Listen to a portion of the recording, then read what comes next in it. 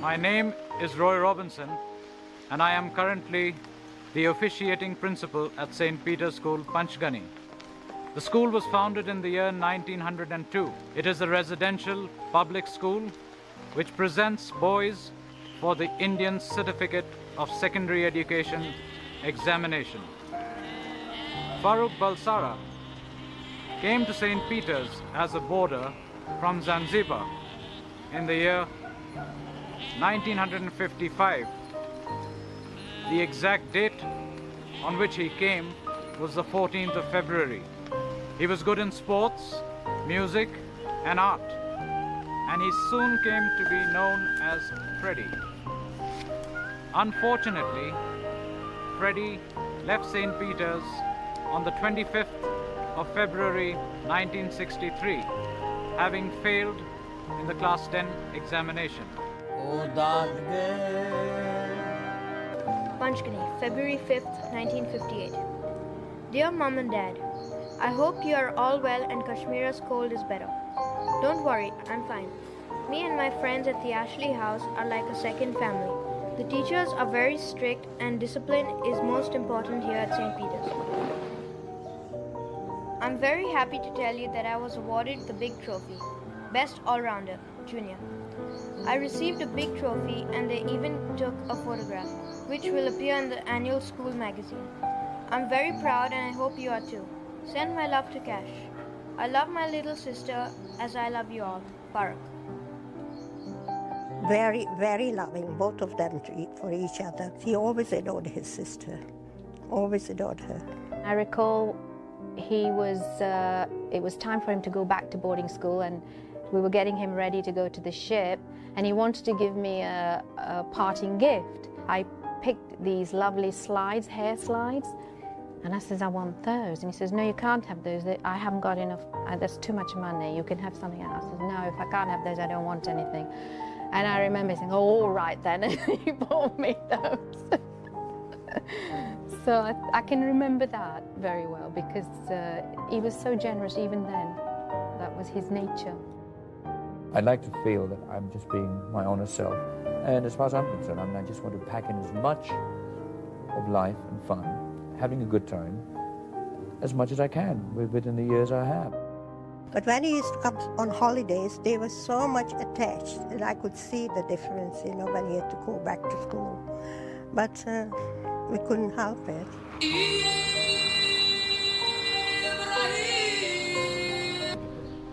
Many people, they were very young and now they are very big men. They still remember my studio. So since we were young and we come to take photograph today, it's the same studio like this. You didn't change. I said, I don't want to change. I want to keep like that. You can bring your children and your grandchildren, you will find same as it is.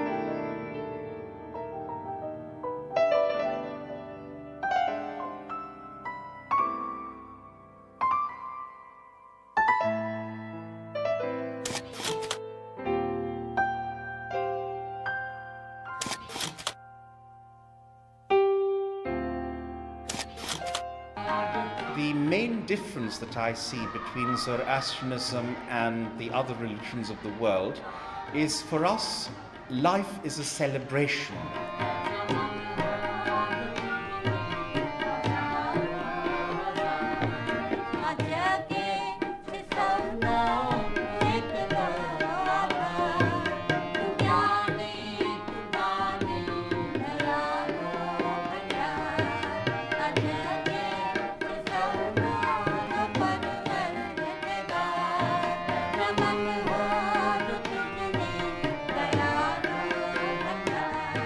He was sort of interested in the Western music. You'd be playing records and look at the fashion magazines and pop magazine to try and see what the other outside world is doing. Although by the time we got the magazines, they were about a couple of months old, but it was still news, because that was the only way to be up to date with the Western world.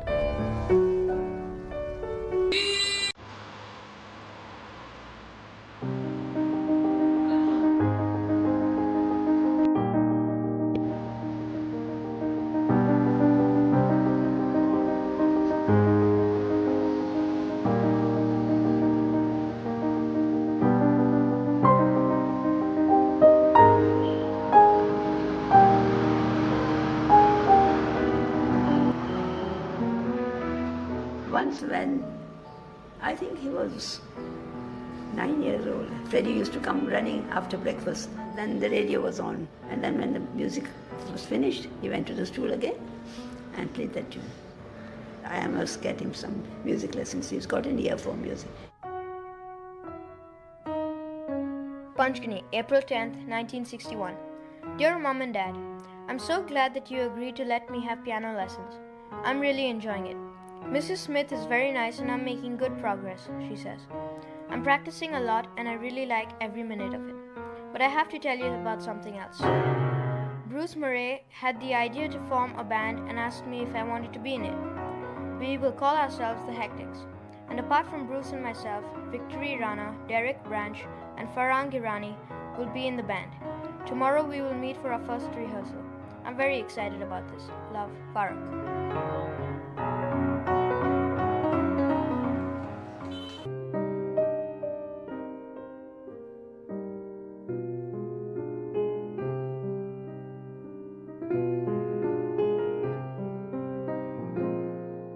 It was a very simple, uncomplicated life. Boy meets girl, girl holds hands with boys, and if you had a kiss, it was like the, oh my God.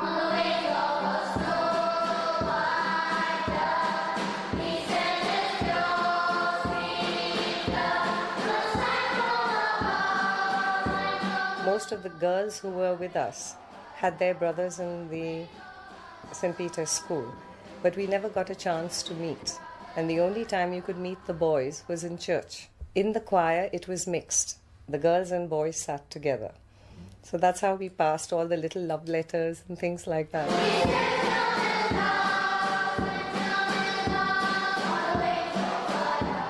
We were after all the other boys who were definitely way out good looking.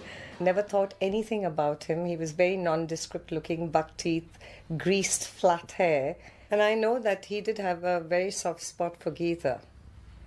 But she wasn't interested in him. Geeta was a favorite amongst all of us. If Freddie did like me, well, he didn't tell me.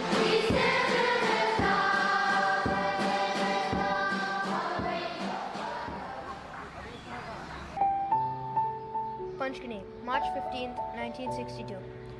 Dear Mom and Dad, as I write this letter to you, I'm so angry because a terrible injustice happened to me. Let me tell you. We were all in the dormitory at Lawrence Villa. Victory, Farrokh, Derek, and all the other boys. Suddenly, Bruce started to hit me. Let's box, Bucky, he said, and although I said no, he just started. Within just a few moments, against my will, there was a boxing match going on, and I was in the middle of it. The boys were all screaming and shouting and throwing pillows at us. Because of the noise, Mr. Davis suddenly entered the dormitory and stopped the fight. Bruce lied and said I was the one who started the fight, and that he was just defending himself. All the boys backed him up. So Mr. Bazin, the principal, decided I had to be punished, and what a terrible punishment they picked for me. I had to go to the barber shop and have my hair cut really short. I hated Bruce for that. You know how much I love my hair. It'll never be the same again. I'm so sad and angry. Farrokh. Cool! Attention! I said, Farrokh, would you like to paint? Yes, I would, because I knew he had painted those Christmas cards.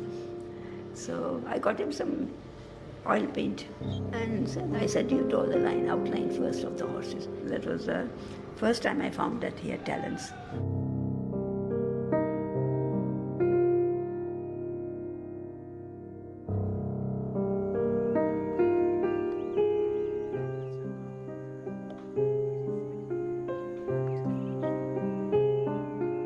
Freddie went around calling people darling, we were sort of terribly shocked, you know, it was something that was not done and not spoken about in public. And we were all terribly shocked. I mean, you didn't hear a boy saying darling to another boy. You didn't say it to a girl in public in those days, damn it. So I mean, going around saying darling to another boy, and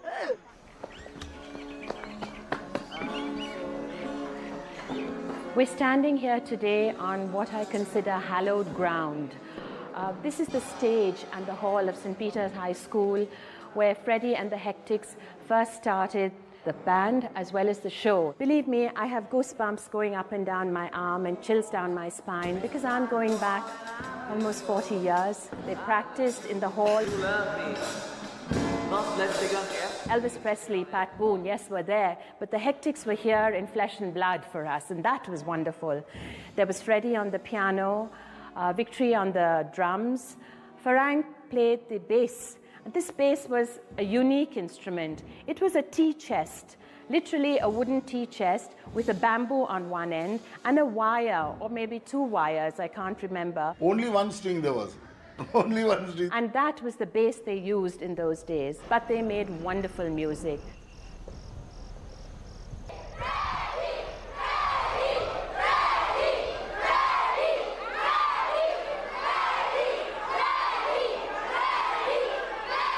Our band, the Hectics, are playing at St. Peter's tonight.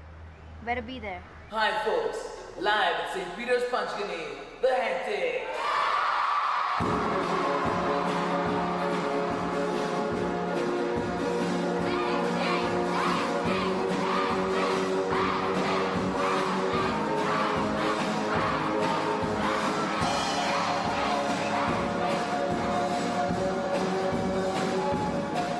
We started playing amongst in the school first. Then, as Mr. Davis, he is the one who actually encouraged us. He was playing the piano. Remove the piano, there's nothing left of the Hectics. All the symptoms were there. Plenty of noise, and I should say very melodious. Even people like myself enjoyed their music.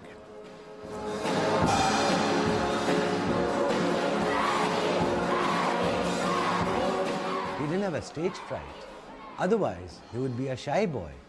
But when he went on the keyboard, he would be in a bliss playing.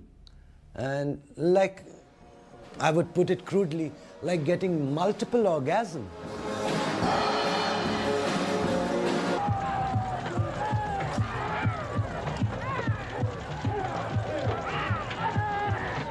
It was very frightening. It was really frightening. And everybody was rushing around and didn't know what to do exactly, you know. And because we had young children, we had to decide to leave the country.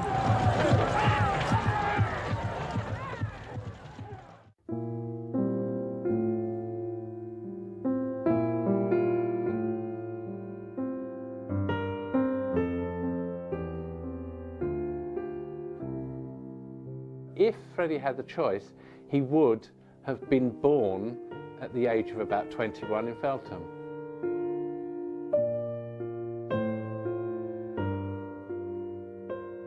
When we first came, it was summertime. It was in May, I think. But still we felt cold. My first impression of England, I didn't like it because it was so cold. And I thought, why did my mum and dad bring us here?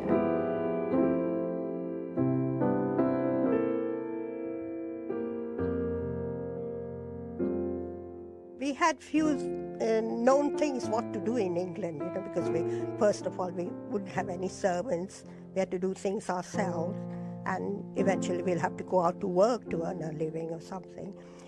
So we knew a little bit of background, what we were going to expect.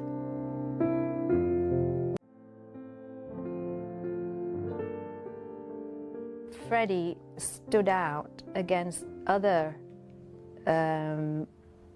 boys of his age was because at that time the fashion for hairstyle was long and shaggy look, but when we arrived, Freddie had that very the old-fashioned Cliff Richard look, the very shiny back, the hair going backwards, standing up, that kind of look. So whenever we would go out together or come home from a bus stop or something, I'd like to walk behind him because I didn't want people to think I was with him. Everybody dressed so differently, you know. And he being an artist, his eyes are always for the best and good things, you know. And of course, with long hair at that time. And I said, boy, this is no good. He said, well, everybody's having it, Mom. Well, the college boys are doing it, the neighbor's son is doing it, so I let him do it. And I had to let him carry on.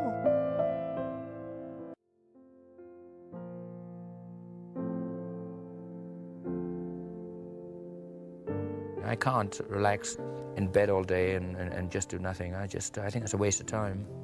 I hardly read books, you know. I think that's a waste of time. Well, people are going to kill me for this.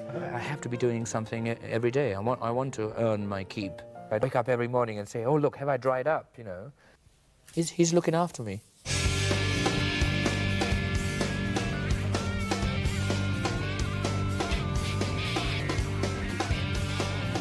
Ealing School of Art at that time, of course, it produced Pete Townsend, Ronnie Wood.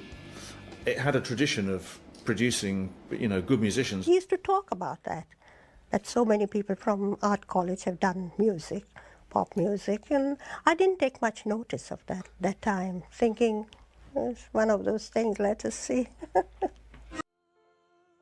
He was a great artist. He liked, I mean, his idea of colour and colour grading and things astounded me.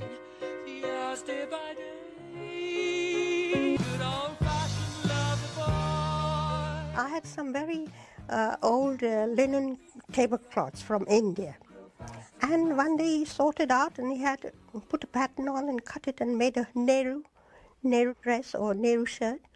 And he went to London in that with all those things. I was annoyed. You used my beautiful tablecloth. I did my diploma in graphics illustration, so I was going to be a graphics illustrator, you know. I was just, I can paint and do that. But while I was going through college, I mean, I was very interested in music, so I joined other bands and I got to know Brian and Roger. We had quite different lifestyles, but we always got on, and we never really had a big argument. He had his own little world, I remember even then, you know, he behaved like a star. It was like, who's this guy? Because he was always dressed immaculately and rather outrageously, and he would do things like go around with his little pom-pom on the end of a string, pomming everybody, and sort of being a local character. He used to wear a lot of white, which is strange at art school, isn't it?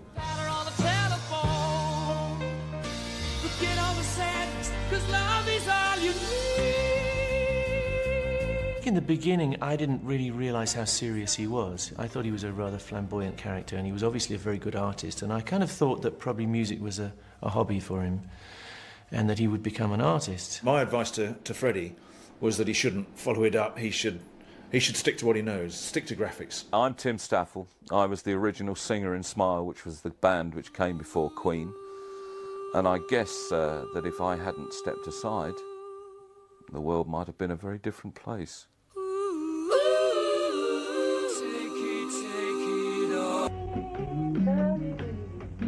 At the time, he was very shaky. He'd go, you know, vocally. He was still developing. Yeah, so don't forget, but when you, after the two verses, he'd be doing the same thing like you did, like he'd be going, then he'd be going, okay, look, let's get on with it, so I want to sing. Fred's nickname within the band, he was quite camp, and we all made the most of that. Called him the old Queen, you know, just privately. Tomorrow, I'm going to see the light of the blue skies above me. His mic stand technique, this half mic stand thing, I think traces back to Ibex. In those days, I mean, you're talking 1968, 69, equipment wasn't very good, it wasn't very professional, and I think it was just he was swinging a mic stand around, and the bottom fell off, and he couldn't get it back on. Nobody had road managers, well, we didn't in those days anyway, and so nobody came rushing back with it to fit back to the thing, and he just pranced around with it, made the most of it.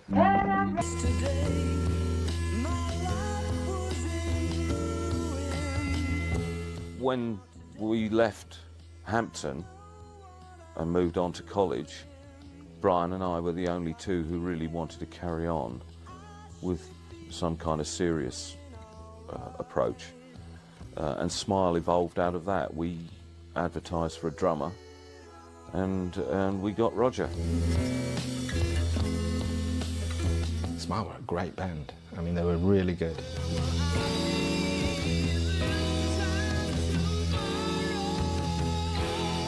I remember some gig that we played, which was us as Smile. This is me and Tim Staffel, and Roger.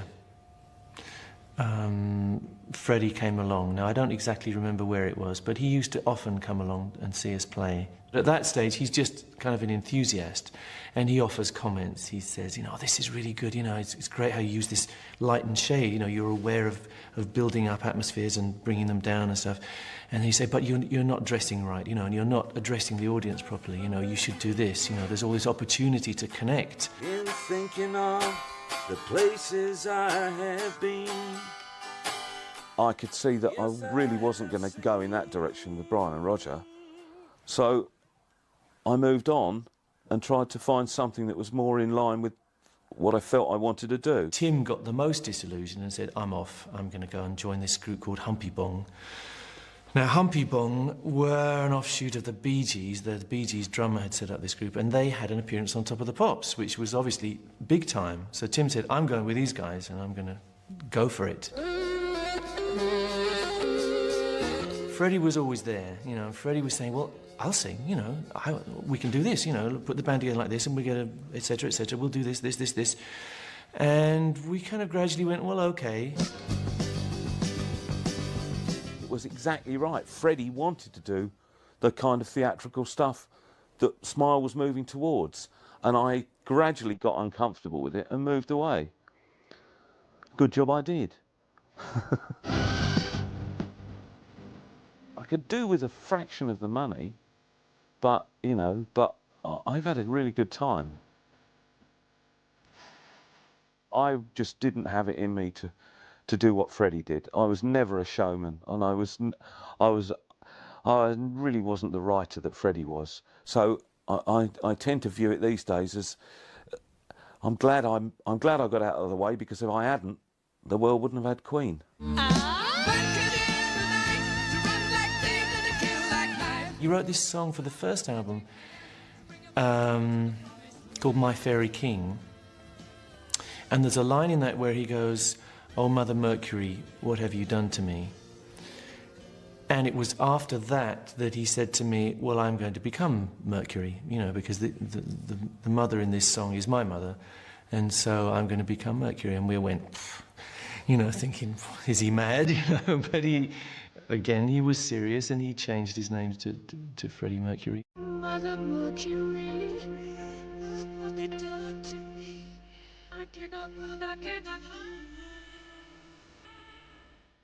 Cast himself a role. He became the actor. Most of the stuff I do, like acting, you know, so you go on stage and I pretend to be a macho man and all that. And then in my videos, you know, you go through all the different characters and then you're pretending anyway. I think changing his name was part of him assuming this different skin. I think it helped him to be this person that he wanted to be. And the young Bulsara person was still there, but he was, for the public, he was going to be this different character, this god. I think if I were to be really honest, that would have been, I know I realised when he first joined John Reed Enterprises. I really did realise then that why the relationship had changed. I didn't know who he was with or who he was seeing, but I had a good idea then. But I wasn't absolutely sure. So I knew that this man wasn't at one with himself over something. I could see that he was feeling bad about something, wasn't feeling comfortable, avoiding situations, which wasn't Freddie. These things weren't the person that I first met.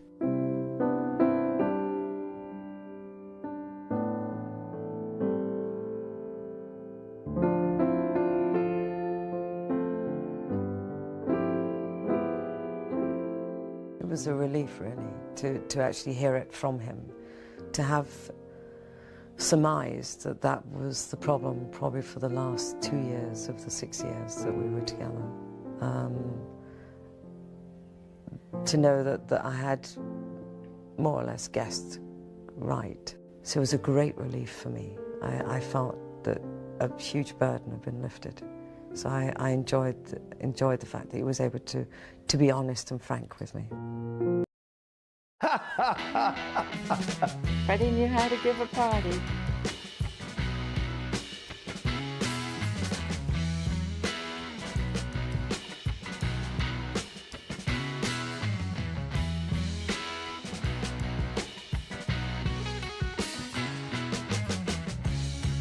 You walk in, and there were trolls and dwarves, ogres and thieves, and ballerinas and transvestites and transsexuals. And I think there's 2 or 3 people of the third sex there.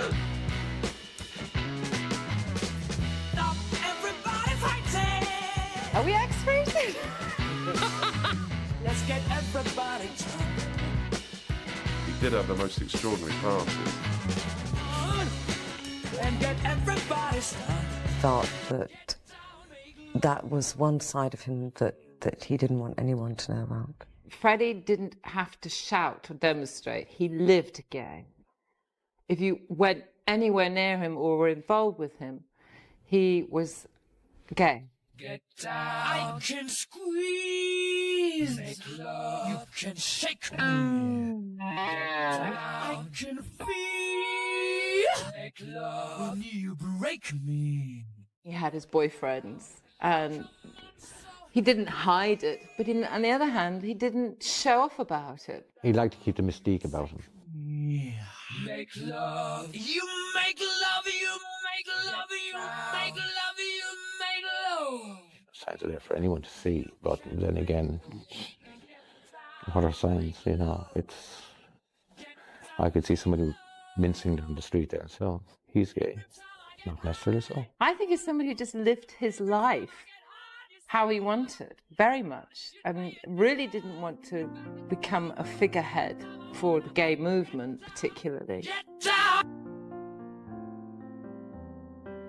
I am Montserrat Caballé. I am the voice that sang with Freddie Mercury the song Barcelona, the song from my city.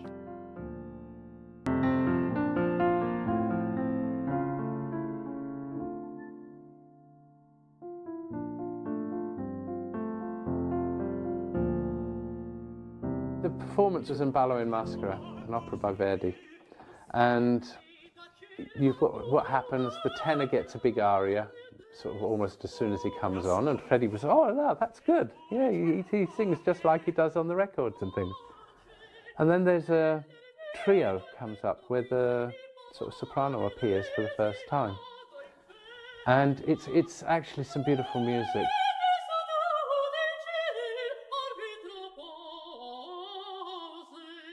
We didn't plan it, but it was Montserrat who was actually singing. I mean, he didn't know the name, he didn't know anything about her. She came on, she sang in that first bit, and at sort of the end of her bit, his jaw just dropped. His jaw just sort of fell open. He says, look, when did she come back? When is she coming back again? I want to hear more of this woman. Who is it? And I said, yeah, it's Montserrat Caballé, Spanish soprano. She says, oh, have you got anything of hers? Have you got any of her recordings? I want to listen to it. I want to hear her. And that was how it all started.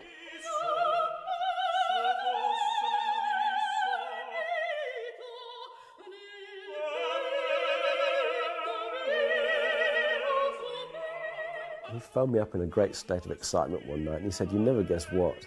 I've had a message to say that Montserrat Caballé would like to meet me. And he said, I'm not going without you.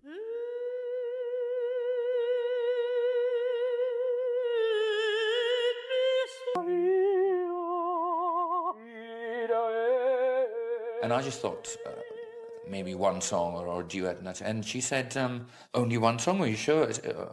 You only want to do one song? And I said, well, let's see how we get on, if you like more of my music. And she said, how many songs does a normal rock and roll album have? And I said something like 10. Oh, we'll do 10 songs then.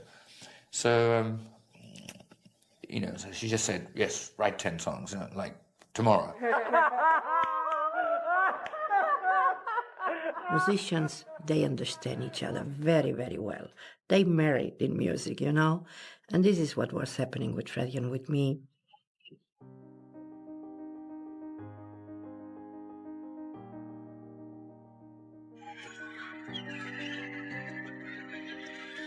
It's such a challenge, actually.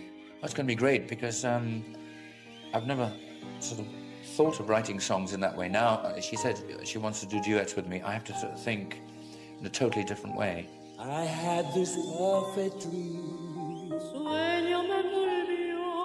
This dream was me and you. I want all the world to see. He loved me a lot, and I loved him too.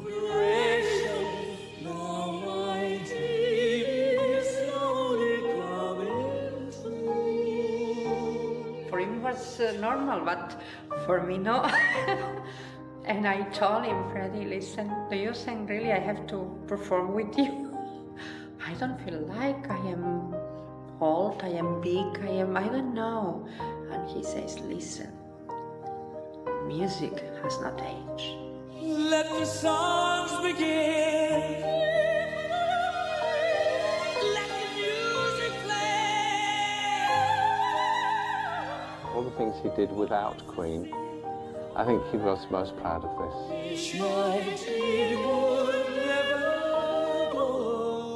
For the opera world has been a revolution, a real revolution.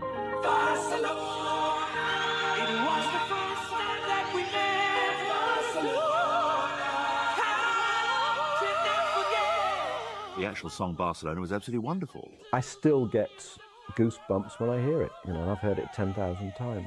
It was operatic, it was over the top, it was melodramatic, but in many respects it was true opera. God willing, we meet again someday. To stay, you can catch me in New York. I'm Walter Yetnikoff. I was Freddie Mercury's record boss when we released his solo album, Mr. Bad Guy.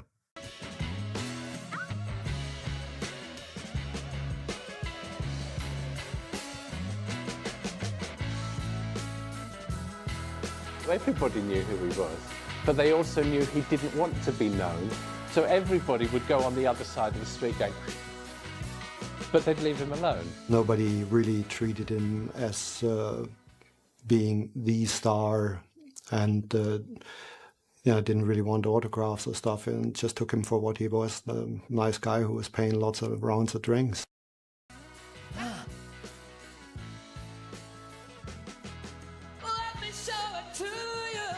When I went to Rio just recently, I missed the carnival thing, but they had fashing over here, so I had, I got into that, and my God, they do know how to boogie. They just don't stop. So I was upside down for days, but they didn't tell me that the fashing comes to an end on Shrove Tuesday. I'd already burnt myself out about a few days before. See what I got. I got a hell of a lot. I live life to the full. You know. Every day is fashing for me. You know I got what it takes. I sort of liked him because he was very bouncy, very effusive, very enthusiastic, and, sort of drunk. Stay in power.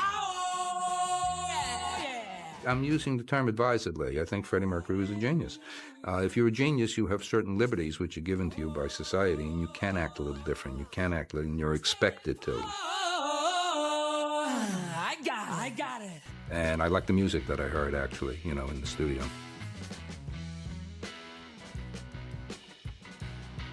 Let's go chasing rainbows in the sky.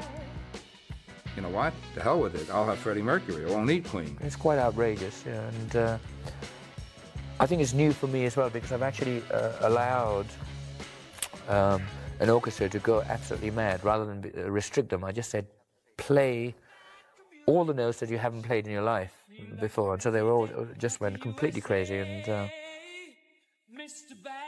so there's basically a world war going on that track. Mr. Bad Guy, can't you see I'm Mr. Mercury? Oh, spread your wings and fly away with me. It did about 160,000, which for another person would have been an interesting result.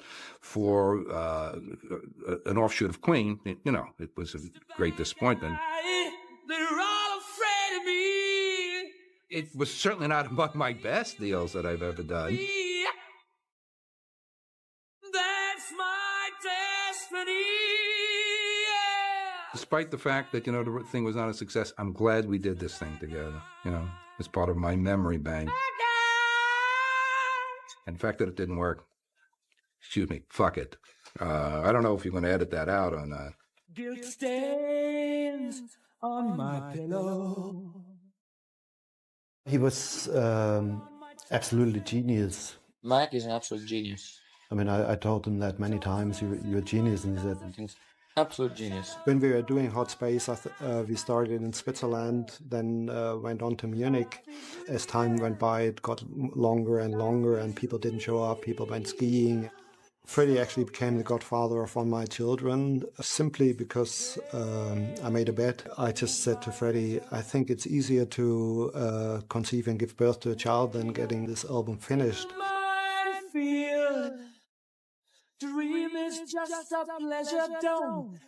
I think I won by about a week. Freddie, really took the Godfather thing terribly serious. He gave him, like a set of cutlery and teddy bears about 10 miles high and all sorts of stuff, and really constantly asked, how is he eating all right, what are you feeding him, and I think he cared more than his mother did. New York, you're gaining on me. New York, you're just that one step far away. In New York, you could really walk on the wild side, that was why I was here, and clearly why, many other people, including Freddie, were drawn to spend a lot of time here. New York, you're just that one step far away.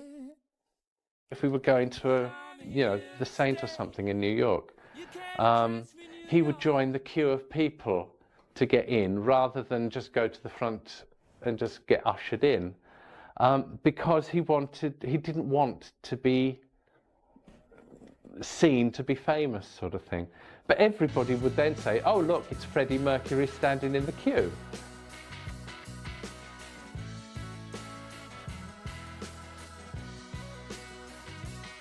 Freddie was an adventurer, We were both interested in blurring the lines, and you could do that in New York like no other city in the world. In the late 70s and into the 80s, it was really, if you want to talk about decadence, well, this was the place to be truly decadent.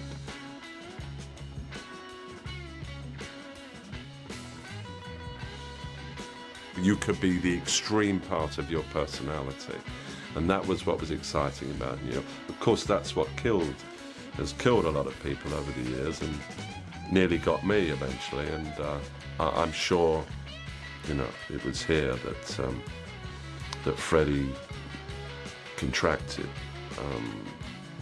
the illness that killed him.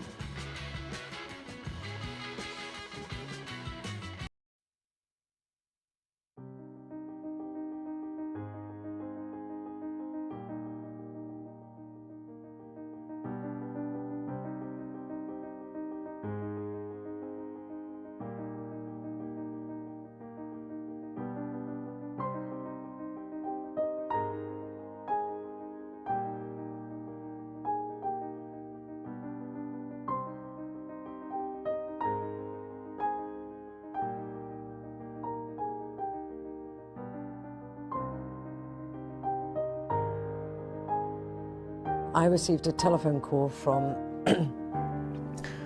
Freddie's GP to say that he'd had no response from telephone calls and would I remind him to call, which I did. Subsequently got calls back saying I still haven't had a call from him. So I pursued, and in the end I was told why the GP needed to speak to Freddie. And I felt my heart fall out of my boots. I suppose anyone's immediate reaction is, oh my God, are you sure?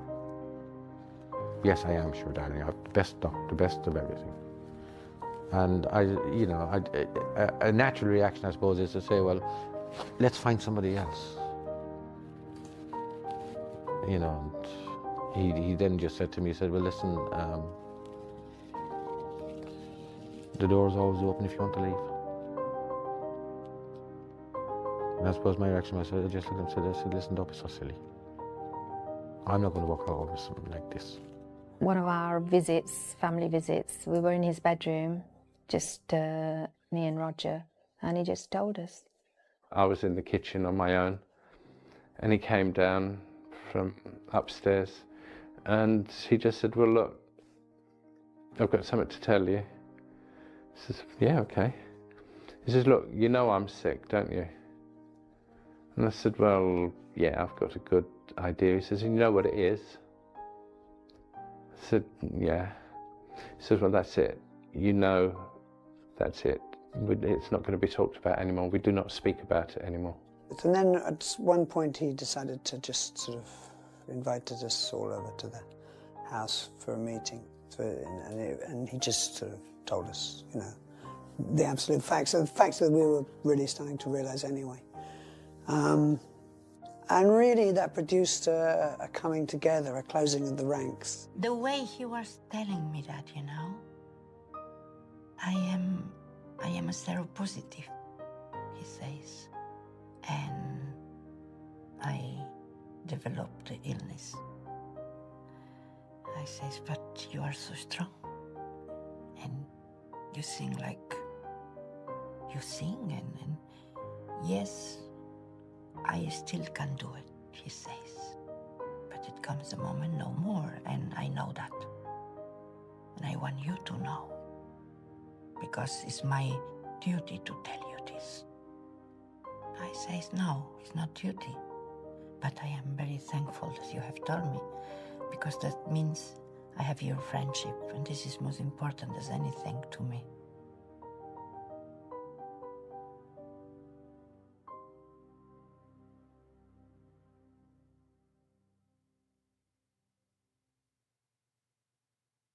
Everything had to be treated very normally. He had to be treated normally. And if you found that you were flagging, you were becoming too emotional, then you would have to, he would naturally, I think, push you back in line and bring forward who he felt that he could rely on for what he needed. Because of his illness, he had it. So, he, you know, as I say, he didn't need someone else to remind him all the time. He used to love us and respect us so much that he didn't want to hurt us.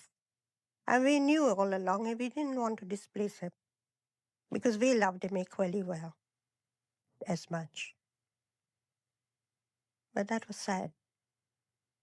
At first, I couldn't believe what he was telling me. Basically, it was just going above my head. It was only later in the months that he deteriorated that it started to sink in. But even then, I just kept on hoping he would come out of it. We knew it in August, September, that he was really ill. And he was in Montreux. And always he used to be with us on my birthday. And this birthday, he sent me flowers from Montreux. I said, I'm sorry, Mom. This time I can't be with you on your birthday, but I'll make it up. But of course it was October, and then of course he was very ill. It was very sad at that time.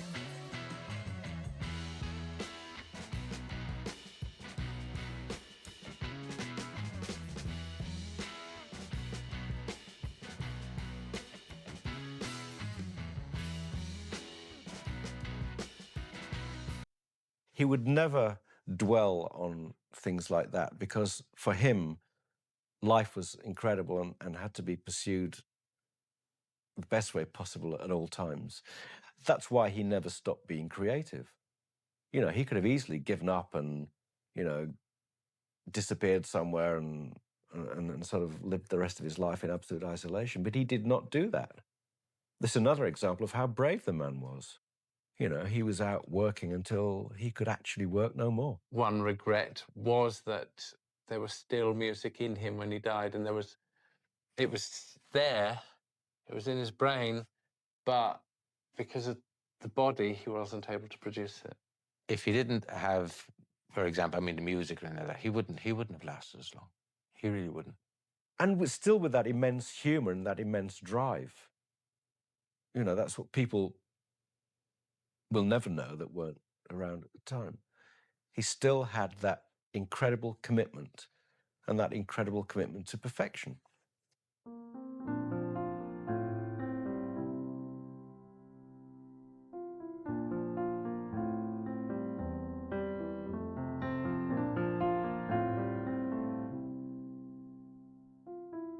All you're doing is sort of making his life easier, making him able to deal with his life a little bit easier. You know, giving him that little bit more quality of life. The hardest part, I think, was the fact that you knew that whatever you were doing wasn't curing him. You were going to spend a year, 2 years doing this for this guy, and he still was going to die at the end of it. At first, I didn't believe it. No, it must be something else. It's a very hard thing to realise if it's somebody that's very close to you, I think.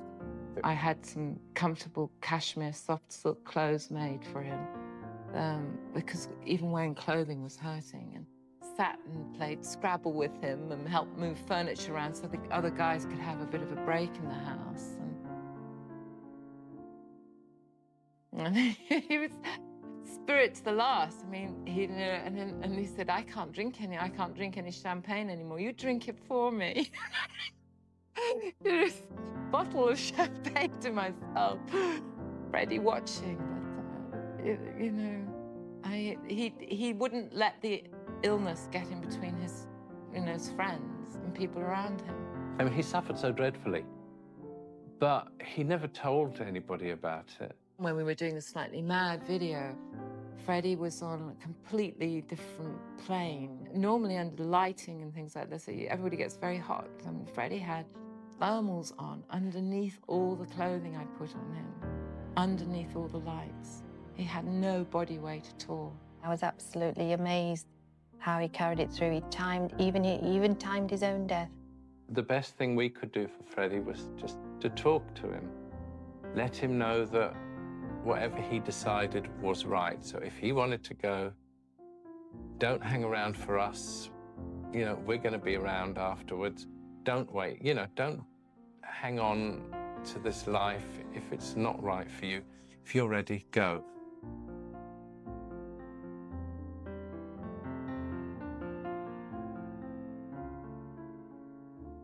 In the last 6 months or so, Elton was a regular visitor. I mean, he cared so much about Freddie. You know, sometimes he might only be able to have stayed for sort of 5-10 minutes, but you could just see the emotion in his face when he left. I mean, he really cared for him. The last weeks of his life, there was a lot of media outside, and which we tried to keep away. But the odd statements that were made by them outside were particularly unpleasant. The very last time he came, because he knew that it was the last time he was going to see Freddie, because Freddie had already stopped the drugs for a week and a half or so, and Elton had to go off to Paris to do some work. And Elton said, no, I've had enough of this sneaking around. And he came in his Bentley, the big dark green Bentley, and parked straight outside Garden Lodge. And the press came running over to him. Oh, what are you doing here? Why are you here? He says, I've just come to see my friend. I just came in the door.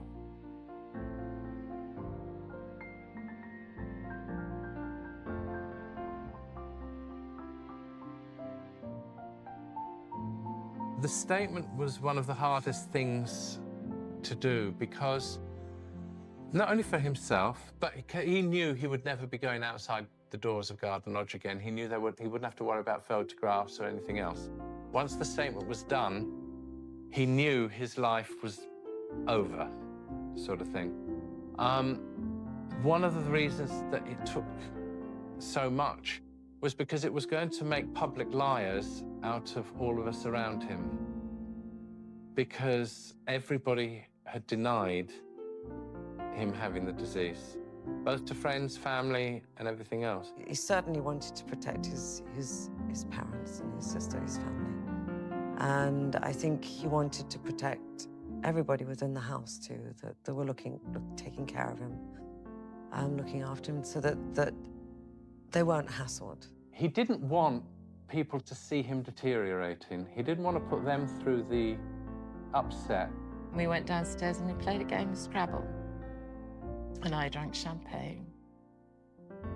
Just the two of us. And as I left, he said, "Thank you for spending the afternoon with an old man."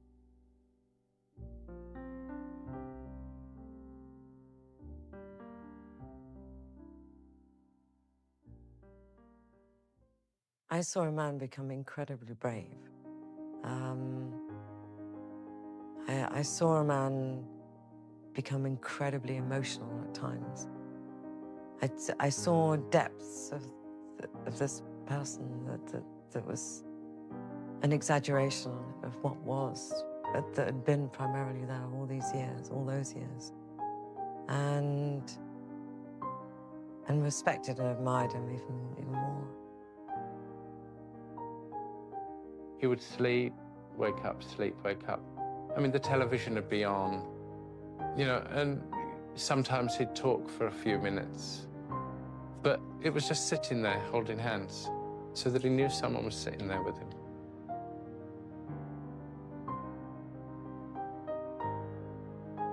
Sunday morning, early, that he just sort of, his breathing changed. We called the doctor and he explained, he says, well, no, basically what's happened, he has gone into a coma now. Mary came and went.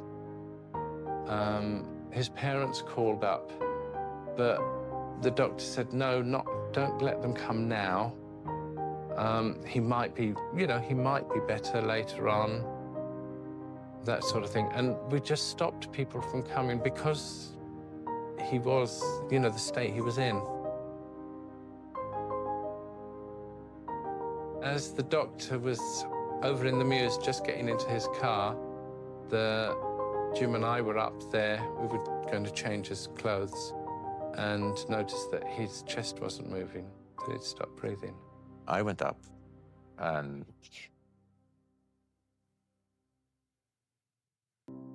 I just said to Phoebe, Peter, he's gone.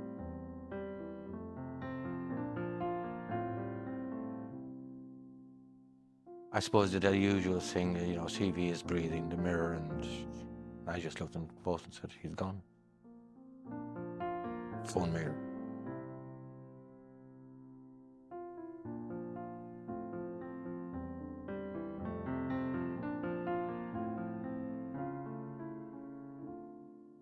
He'd given himself a limit. And I think, personally, that when he couldn't record anymore or have the energy to do that anymore, then it would be the end. Because his life really had been his work. And I think his joy had been that. And I think without it, he wouldn't have been strong enough to face what he had to face. So he did it on his own terms. It was very, very upsetting because obviously I knew it was coming, but I just didn't want it to come. So, yeah, I can picture it when it happened, the day, the time. But it was still a shock because I didn't think it would be coming when it did. I was hoping there'll be a cure. We just got to hang on and it'll come. But even now, there's no cure, isn't there? The medication, obviously, you know, they're getting there. It didn't happen a few years ago, but his life.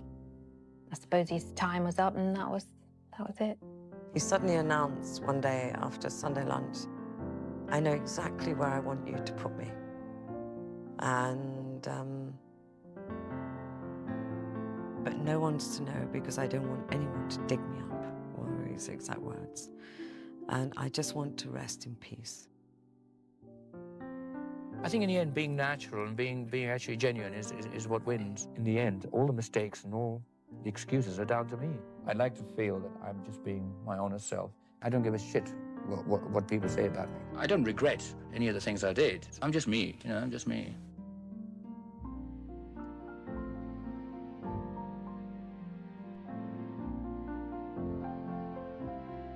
C'est la vie.